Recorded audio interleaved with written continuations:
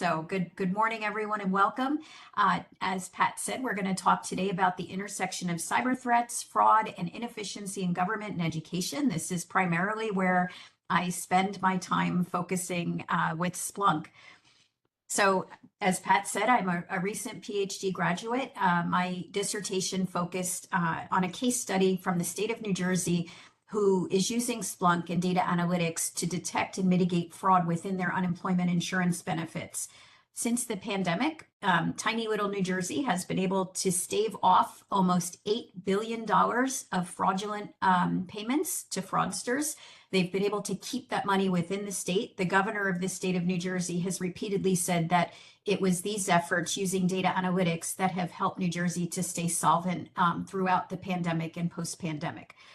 As we all know, fraud is not slowing down. We see it within higher education more frequently than ever with fraudulent student aid applications. And initially that kind of started with community colleges. The bar for admission is slightly lower. Some states have deemed that you don't need an identification verification or even to present an ID to apply to the colleges. You just have to fill out an application and you get accepted. The challenge with that is that there are so many bad things that happen once we lower those standards for identification. And that's a big part of what we like to combine the data analytics piece with. So we'll get into that a little bit more. My role at Splunk is as a data geek. That's what I get to do every day, play around with data.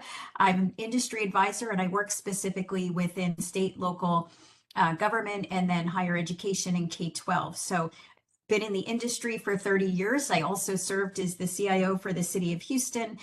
Prior to joining Splunk, I worked at Gartner and I'm based in Houston, Texas. Okay, so I know, several of you are using Splunk, so we don't have to go too deep in the weeds with this slide, but I wanted to, point out that when most people hear Splunk, they think of cybersecurity. And that's certainly a big part of what we do. But Splunk is actually more than that. It's a very powerful data analytics platform that can help government agencies, colleges and universities, K-12 organizations tackle broader challenges that deal with data. So we look at things like program integrity, fraud detection, and driving the kinds of efficiency that we've seen from our federal government in terms of where can we cut costs but not reduce services that we're giving to our internal and external customers. So let me explain a little bit about how we do that. So of course, we can monitor threats, but it's all about bringing data from disparate sources into a single platform where we can then analyze it and make that data speak the same language. And what I mean by that is that we all have different back-end systems that produce different types of data. And sometimes, I grew up in infrastructure. Infrastructure always blames applications and applications always blame server, and then server comes back and blames it on infrastructure. So the challenge is that if we're all looking at the same data in the same platform like Splunk, you can have that data speaking the same language so that we can all say, here's where the problem is, and we can pinpoint it with much more accuracy.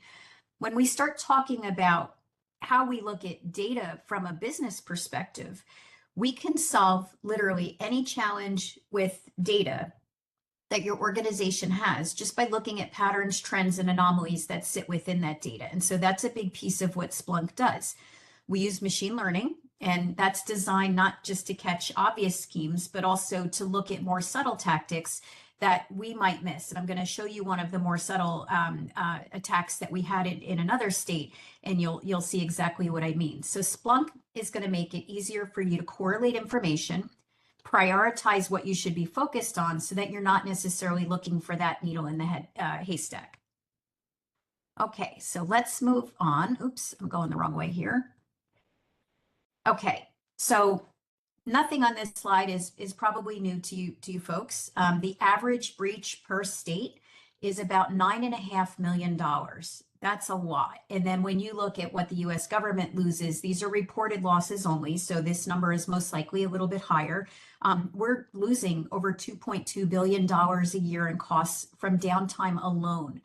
When you start adding things like ransoms that we often find ourselves paying, it doesn't necessarily stop the data from being out there in the wild, but then we also have to make sure that we have the ability to function after that data is lost. So we know that cyber risk is a great business concern for all of us. I think it's fair to say that if you spend a little time on the dark web, we all know that our information's out there.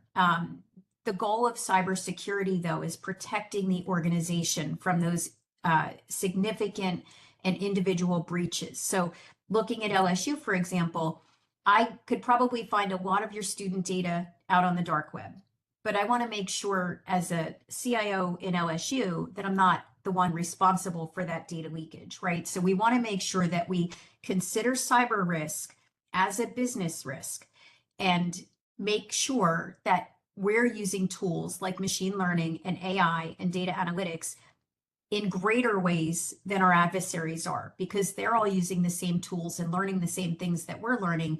They're just using it for a different purpose.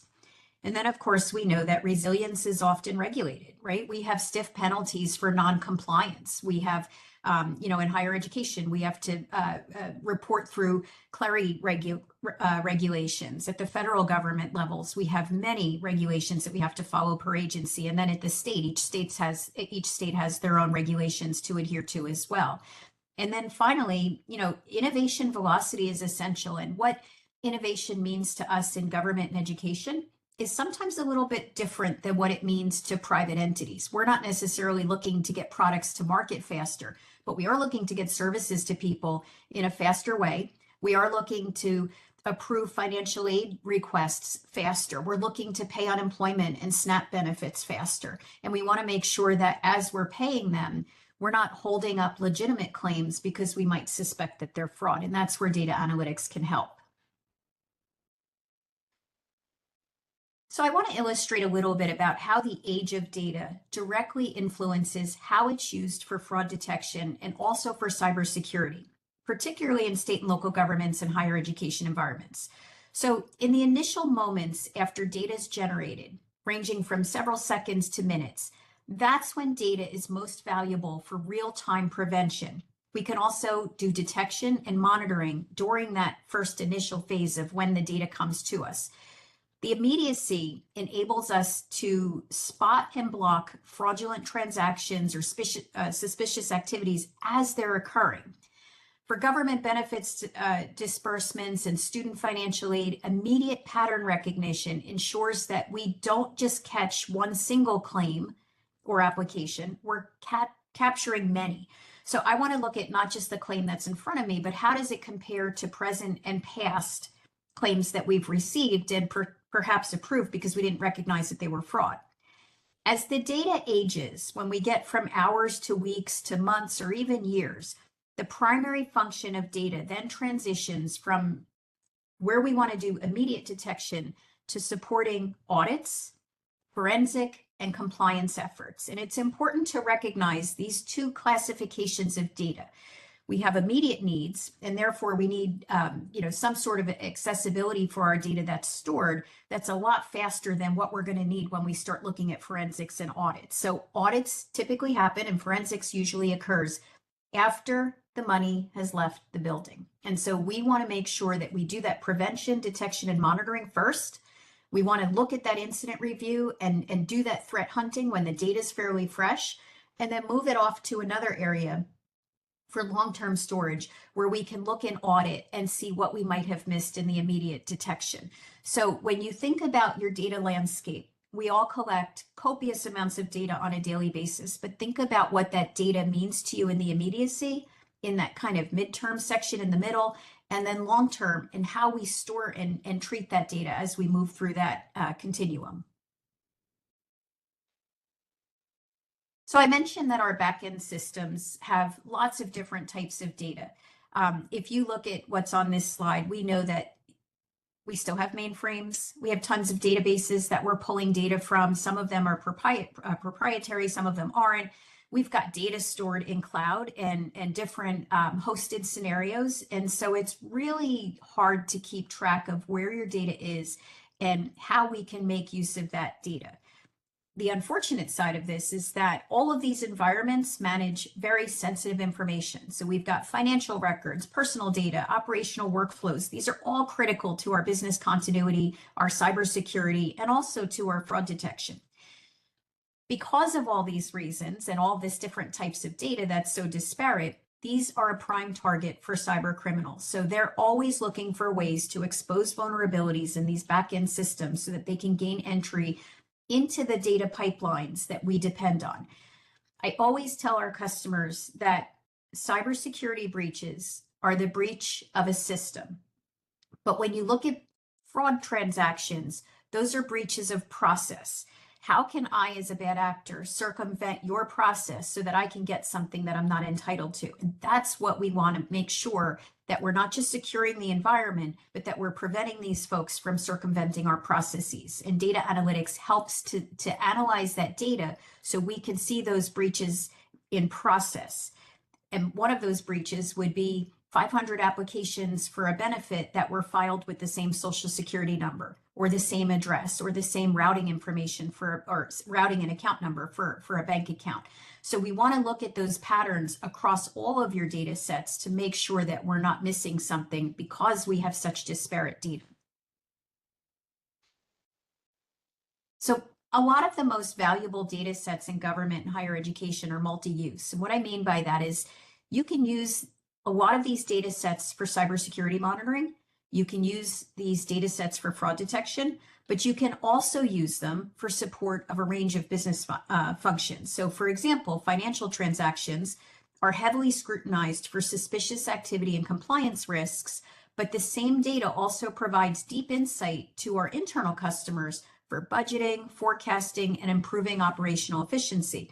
So when you think about how to use a platform like Splunk, think about ingesting a lot of data that's necessary to support the business, but then using that data for multiple use cases. So if you're ingesting network data for cybersecurity, that same network data can be used in the detection of fraud. And that way it cuts the cost of using a data analytics platform down significantly because you're using your data for multi-uses. And that's really important because when you look at something like Splunk, we can take data from any system, whether it's structured or unstructured, whether it's hosted or on-premise. We can get the data out into Splunk, and then we can analyze it for whatever use case you're looking at. And that's really important because we help to break down those data silos and the silos that all of our teams work in. As I talked about, applications is separate, servers are separate, network is separate. We want to make sure that we can all have conversations where we're speaking that common language. So I wanted to illustrate a structured approach to how data analytics works. And this is true for cybersecurity, for fraud detection, for building efficiency. Initially, let's look at the top of the slide where we move across horizontally. There's 4 different categories of data analytics. There's descriptive, which is where we all start, right? What's happening with our data. There's diagnostic, which tells us why something's happening. There's predictive analytics, which tells us what could happen. And then there's prescriptive analytics, which tells us what we should do about what's happening. Vertically, this slide breaks down the analysis into 3 layers representing the stages of how data is processed for decision making. So we start with the signals layer, which is data transmission, how data moves from point A to point B. That could be across your network switches into your servers. It could be from your network switches into a cloud or a hosted environment. It could mean many different things. The semantics layer is how we interpret that data and what that data means to us. And then the logic layer is where we look at that data and now we can make decisions because of the data analysis that's been done on the data. This multi-layered approach enables you to make informed and actionable decisions while integrating cybersecurity and fraud prevention at every analytics stage. So if you look at the internal rectangles on this, if you look at diagnostic analytics and the signals layer, you can pinpoint anomalies in data transmissions that might indicate fraud or they might indicate cybersecurity breaches. And so that's why we want to make sure that the data has meaning to us, but that we can actually make decisions based upon what that data is showing us. No one ever starts the predictive or prescriptive layers because those are more advanced. we want to start with understanding the descriptive and diagnostic first, and that's the right place to start. Okay, hang on, there we go. Okay, so let's talk a little bit about fraud. So I didn't do a whole lot of research on fraud actors as part of my dissertation, but I have done some side work on what fraud actors do and how they're motivated. Fraud actors span a spectrum of groups that are each unique in terms of their motivations, their tactics, and the challenges that we have in detecting them. So individual fraud actors are usually driven by financial hardship or desperation, right? I want to get something that I'm not entitled to get because I lost my job. I need more money than what unemployment's going to provide me with. So I'm an individual fraud actor. I'm relatively easier if you look at the detection difficulty. I'm usually relatively easier to detect because if I lie on an application and a state has information about me, they can easily do a comparison to see that I'm not telling the truth. These are small scale, they're usually isolated incidents, and they typically are impulsive on behalf of the individual fraud actor. When you look at opportunists, though, they want to exploit a weakness in our system or take advantage of some sort of chaotic situation like the pandemic. And so we had a lot of opportunists during the pandemic that filed for, I'm a small business owner, I have maybe 5 employees. But during the pandemic, I might have filed 50 employees and gotten more benefits out of the federal government because there weren't a whole lot of checks and balances in terms of who we were actually paying those benefits to. If you filed a claim, you were most likely going to get that money.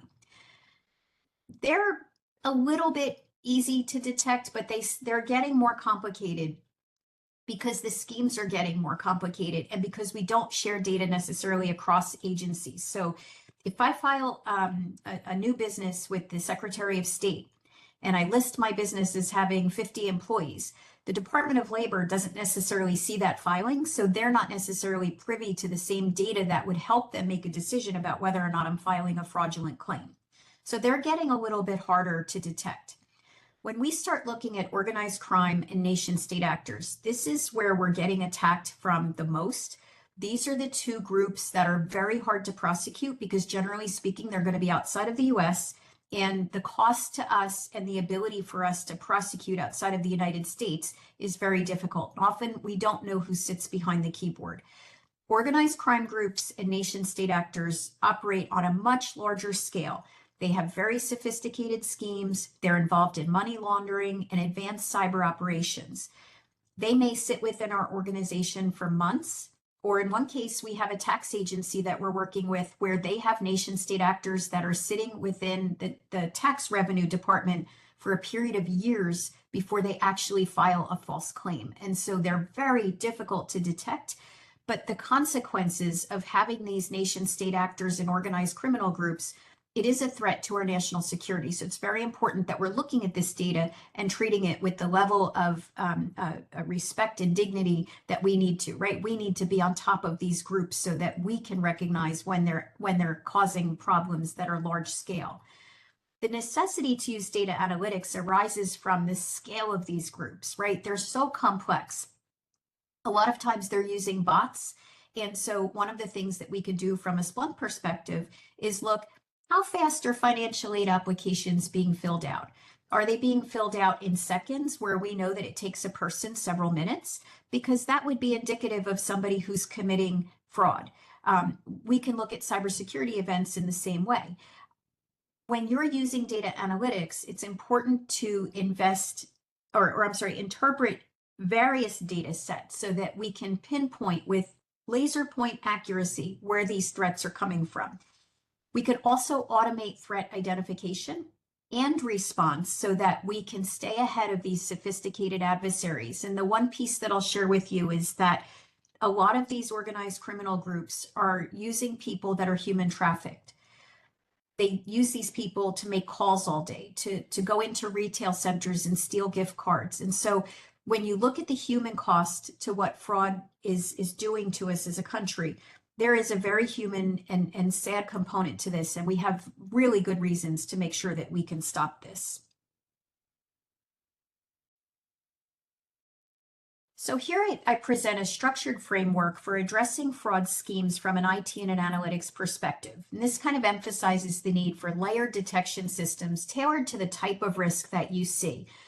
One of the things that I really like about using data analytics is that it is completely customizable to what you're looking at. So if you look on the left-hand side and you've got application fraud, we know where we need to focus on application fraud because we're doing it with other customers. You know where you need to focus on application fraud because you're dealing with it from the perspective where you're seeing it on a regular basis. So we don't have to add data sets or logs that don't have meaning to you. Your deployment of Splunk is very specific, and it'll focus on what is most actionable for your environment. So ultimately, the goal is to use precision data to perform analysis and multi-layered detection so that we can prevent the fraudulent activity before it results in a financial loss. Because once the money is gone, it's very hard to get that money back. And so we want to make sure that illicit payments are halted before those funds ever leave the system. And I'll share all these slides with you. I'm not going to go through each one in too much depth, but we'll share the slides after the session is over. Okay, so I did mention to you that I'm going to show you how granular we can get with fraud detection. And this is one of my favorite examples.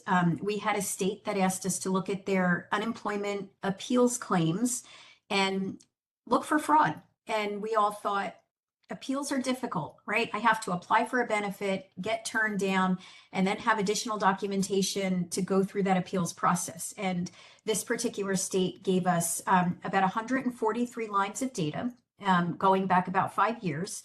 And we found something really interesting in about 8,400 claims.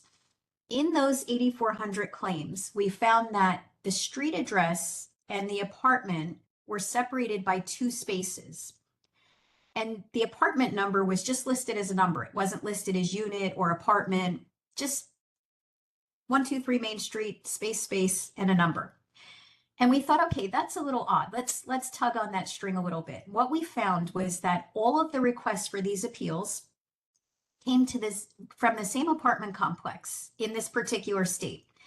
But all of the checks were requested to be sent to another state to the same apartment complex there. And we uncovered about $12.5 million in fraud that was obviously the result of a fraud ring. And when we showed this back to the customer, they were blown away. We never expected to find something by just looking at how many spaces exist between each place where we would commonly put 1 space. And so we think this was a script that was written that just had 2 spaces in it for whatever reason, but that's what led us to find this fraud ring. And so that's how granular we can get using data analytics, especially when there are conventions in the text that we're not used to seeing. And I don't know as a human being if I would have been able to pick up those 2 spaces, but data analytics did. So that's one of our best ways to illustrate how granular we can get within the data.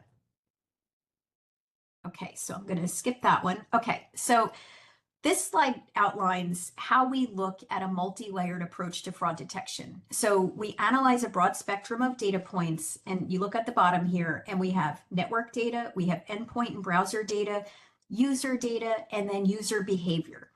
What do we do with all that? So we take the characteristics of each category. How many successful logins from the same IP are coming into our system? And we can put a score on that. Maybe we had 500 successful logins from the same IP address, and that resulted in 500 claims. We're going to put a red flag on that and score it maybe a 10. And these scores are completely arbitrary. They're up to what you would want to score. We look at what languages are set up on the browser, on the computer. What's the time zone? Is it something that sits well outside of the United States? Because that would be unusual.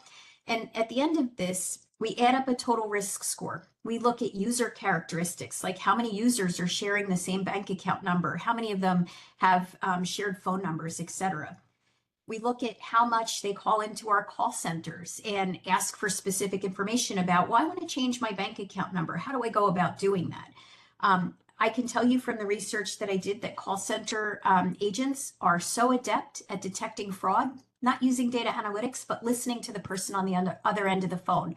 And they ask questions like, well, in 2019, can you verify your home address? And if there's any pause, they know that that person is potentially a fraudster. And so they refer that data onto their investigators who confirm it with the data that comes out of our systems. When we look at that total risk score, we'll put it into a dashboard and we highlight it based upon your preferences of high, medium, and low. Red would indicate high and that there's a good chance that there's fraud. Yellow would indicate there's something wrong with the data set here. We need an investigator to take a little bit of a look. Maybe somebody input the incorrect data, but maybe it's actually fraud. And then green is what we refer to as clean and green, where transactions can just flow through without a whole lot of emphasis and review. The reason it's good to separate your data into those types of categories is because it saves investigative time. We're working with one state who said that we cut their investigative time from weeks down to minutes, and that allows them to address a broader perspective or spectrum of fraud. Instead of spending one investigator on one particular claim, taking weeks to investigate. So it really does speed up the time that we can actually get to paying people and assigning benefits to them when they're truly in need. And that's really the critical piece of it.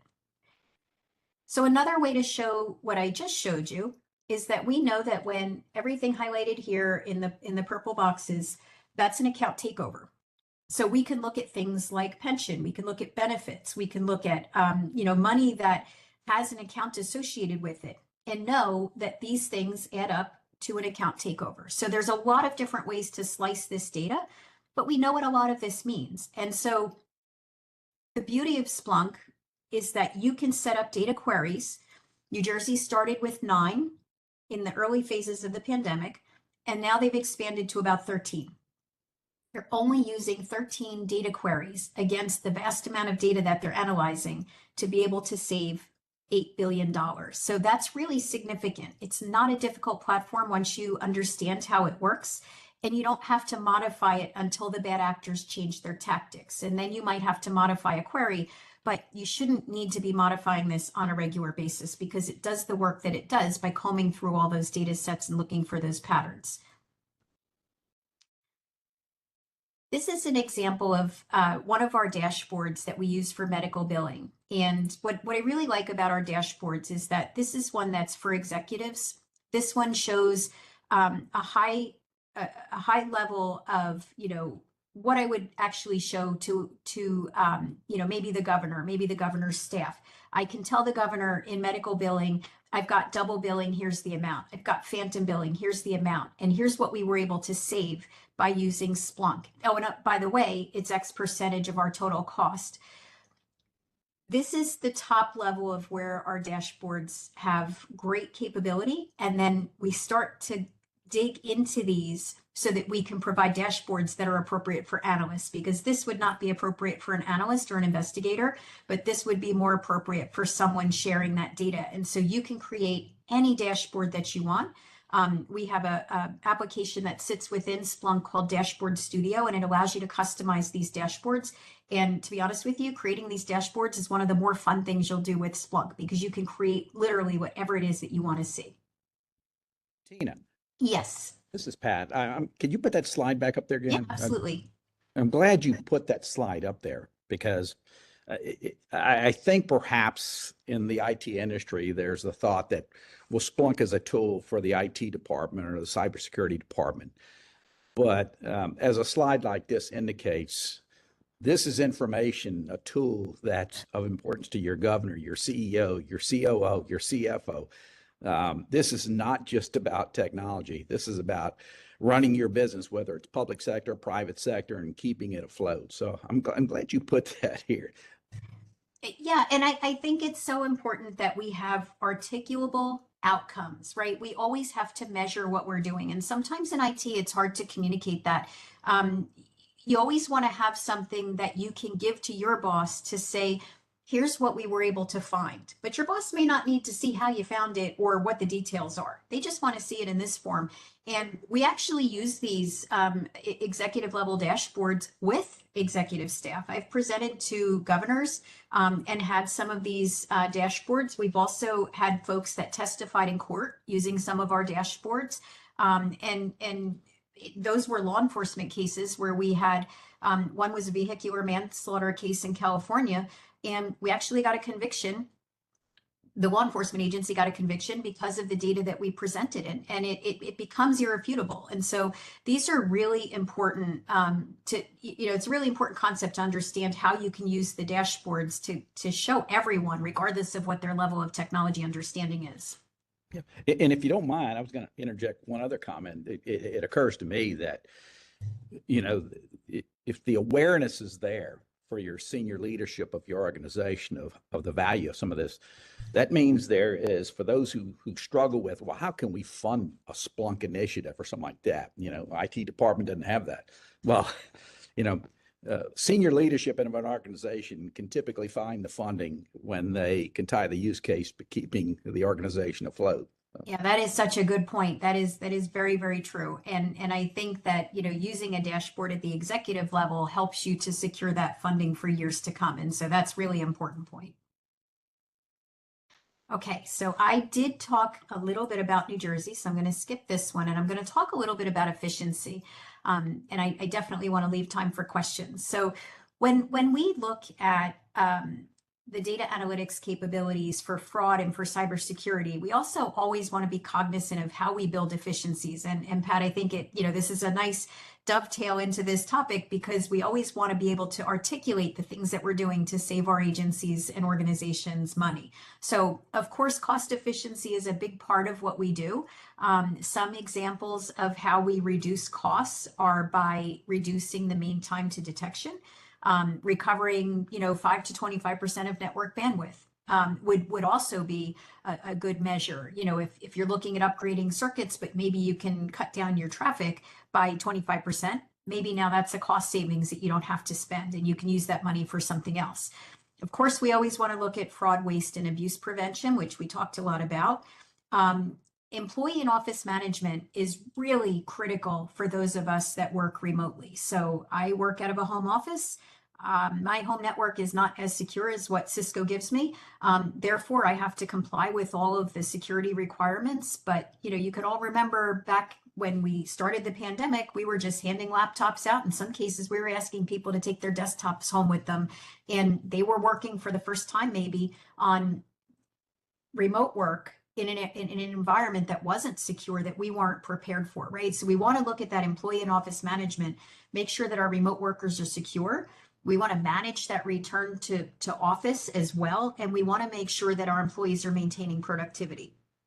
And then, of course, there's operational resilience. If my systems are down, I am not efficient. And so I want to make sure that we create a data-rich environment that allows for data-driven decision-making and operational collaboration when there is an outage. And I want to do everything in my power to prevent outages. So here's what it looks like by domain. So we have 16 use cases. There's many more, but I outlined 16 of them here. And so we have each of the domains that I talked about, and there's a second slide that has the other two. We look at the use cases, so things like finding unused or duplicate software licenses. Your vendors, your software vendors, are more than happy to do an audit of your licensing, but typically they're looking at how they can charge you more money because of those audits. So if you can find those unused or duplicate software licenses before they do, that gives you a stronger point to negotiate with your vendors on your contract renewals and the services that you're going to have in the next round. Things like detecting and preventing fraud or financial abuse, right? And on and on. Next, we look at the types of data that we would ingest into Splunk to do these types of use cases. So if we're looking at finding unused or duplicate software licenses, we're looking at your software inventory logs. We're looking at your license server logs, your endpoint logs, but we're also looking at maybe HR records for who actually sits within the organization versus who's retired, who might still hold a license.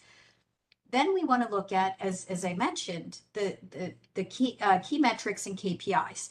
You always want to be able to articulate the outcomes of using data analytics. And the wonderful thing about using data analytics is that the outcomes are articulable, right? So it's kind of circuitous. When you're using data analytics, you can always articulate what those outcomes are going to look like. So when you look at it kind of across the board, you can look at, here's what I want to do. I want to find unused or duplicate software licenses, or maybe I want to reduce my cloud and IT infrastructure waste. And again, I'll share these slides so that you can take a look at them, because some of the data that we're looking at in terms of ingesting into Splunk for these use cases is not outside of the realm of what you might already be ingesting for cybersecurity. And so if you're already ingesting that data, why not multi-purpose the use case and have something on the other side that's completely articulable and really makes you the hero of your agency? So this slide is the second one where we go into the other two domains. And, you know, as I said, I will certainly leave these slides with you so you can take a look at them. And I think now we can open it up to Q&A. I do want to thank everybody for coming today. And, you know, if you have detailed conversations that you want to have, I'm certainly happy to have them with you post-call as well. Excellent stuff, Tina. And folks, if you have a question, feel free to shout it out or put it in the chat window. Or you think of a question 30 minutes after the session is over, send me an email and I will get it to Tina. I'm sure she will give a good answer. But Tina, I have a question. So I think you've articulated some great use cases and value for Splunk for not just government and in higher ed or any kind of education, but just any organization in general. Those threat actors are targeting everyone. But I've got a lot of SLED customers, and some of them are, many of them are K-12 and local government. And compared to Fortune 1000s, to state governments, to large higher eds, their resources are small, particularly in terms of personnel. What do you say to them if they say, boy, Splunk looks like a great tool, or a tool like that is great, but that seems to me it's a heavy lift for a small organization like us. What would your guidance be to those folks? Yeah, so it's a great question. I think that challenge exists not just within small organizations, but within larger ones as well. We often don't have the right personnel to deploy, but we do have the right personnel to maintain. And so I always recommend that we start with a crawl, walk, run approach, and that we include some level of professional services. We have a lot of partners that we work with, and the price point varies for the size of organization, the types of things that you're looking to do. A lot of times those professional service delivery companies will set up the Splunk deployment, and they'll allow your staff to work shoulder to shoulder so that we can teach them, here's how you deploy, here's how you make changes, and here's how you manage it in an ongoing fashion. I love the concept of a bucket of hours to go post implementation to say, I really don't know how to write this query. How can I get some help? Splunk is implementing in its next round of products the ability to use AI to write queries, which is lovely because you won't have to know SPL code. You can simply articulate a query in natural language. We run it against a large language model, and then we tell you what the query should look like, right? And so there's a lot of different ways for your teams to get up to speed. You don't have to be experts on Splunk. Our goal is to get you to become the experts. And I'll go back to New Jersey for a second because they used professional services to do the initial implementation. And now they have 3 folks on their IT staff that does literally everything. And when we ask them, do you need help? They've got it, right? So that's our goal, is to make you all the experts. Okay.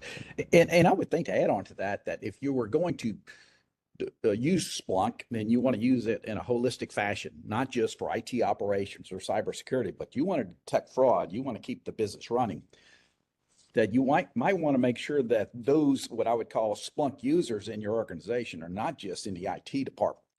There are stakeholders in other departments too that have to be there to help keep this going and participate in the searches or whatever, however you want to get the information. Yeah, we work with a lot of finance departments. We work with auditors. We work with forensic teams, and then we work with business people. On the healthcare side, we're working with folks that process claims, medical claims, to make sure that the claims are correct. We also work with cybersecurity to make sure that people aren't accessing records that they don't need to access. And you can do role-based access setup within Splunk so that the people that are using it only see the data that they should be seeing. And that's really a good feature. Excellent, excellent. And I've got one more question, and sorry to be hogging that, but I'm an inquiring sort of soul. I was trying to think of the best way to phrase this. Let's see. It's kind of an unusual question. Um, It, I think I've heard through the grapevine, or can't guarantee that perhaps people have used sort of consortiums um, to perhaps they purchase and deploy Splunk and provide Splunk services for consortium members. A good example might be um, a state's Department of Education or a regional department of education doing it for their member school districts or something like that. Does that make sense? And is that beneficial? Are you seeing some of that happen as a way to do this? Yes, yeah, especially in our part of the country. So Texas has regional SOCs. Louisiana is doing the same thing. And I think when you look at the ability to provide those, University of Texas is one of our regional SOCs, and they provide services to smaller schools, K-12s, that can't necessarily afford or don't have cybersecurity personnel, but they definitely have a need. They've got student data from the time kiddos are 3 years old all the way up to the time they graduate. And so we want to make sure that their data is safe and secure and that they have everything functioning as should be, such as their school lunch programs, right? And they typically involve credit card transactions, et cetera, and a lot of data, data about the parents as well. And so those regional SOCs are providing such a valuable service, and they almost act like an MSP where they're providing a managed service for their customers. And they do that by sectioning out their Splunk deployment so that if I'm servicing Austin ISD or, maybe another small, well, Austin ISD is pretty big, but if I'm servicing another school within the same county, I'm making sure that all of that data is segregated. So we do use those regional SOCs. LSU is doing a wonderful job in terms of building their SOC capabilities. And, that is just something we're even seeing it in port authorities where they're building SOCs and NOCs that can support other ports that are within the same state. So it is such an important part of what we can do. Very good. Well, folks, I promise I won't ask any more questions. If you have any questions, it's your last chance to shout one out or put it in the chat window. And again, well, here's a question. For data that lives in vendor cloud, how do we capture the logs into Splunk? So you can ingest that data. Okay, there's two parts to this question. So you can ingest that data into Splunk because we can get the data from any source. However, you have to make sure that the vendor providing the hosted service will allow you to get that data. And so look at the contract that you have with that vendor. Make sure that you have a data sharing agreement because there are some proprietary, law enforcement is famous for this, where they have some proprietary data sets that once the vendor has it, they're reluctant to give that back for Splunk analysis. But I've never seen a case where we weren't able to work something out. So even if it's hosted, you can pull that back into Splunk, and it's just done by the way that we data share across a variety of whether it's on-prem, in the cloud, it doesn't matter to us. Very good. Okay. Thank you. Yes. And a follow-up question. Is it possible to get those data before they get to the vendor, to the cloud, like through the network? Did I see that? It depends on how it's set up. So if there's a specific case that you want to discuss, Henry, I would definitely have one of my engineers come in and talk with you because it depends on how the data is set up. If it hits your property first, we may be able to get it. But again, it depends upon the contract too that you have with that vendor for how they share the data back to you. Okay, thank you. Noted. Well, I do not see any additional questions. Tina, I really appreciate you coming on. This was great information. Folks, if you are not on my customer email list but would like to receive the recording link, send me an email. Also, if you'd like the slide deck, please send me an email. For all others who are on my customer email list, I will be sending that out, the recording link. But I do ask that if you want the slide deck, please specifically, proactively ask me for that. And then I will also be posting this on LinkedIn. This is great information. Feel free to share it with anyone that you think would find it of value, which I think they will. And again, Tina, thanks a lot. Great session. And folks, we will see you on our next Tech Talk. That's November the 6th, and we'll be discussing rubric. So everyone, please have a great day. Thank you. Thank you. Thank you. Bye.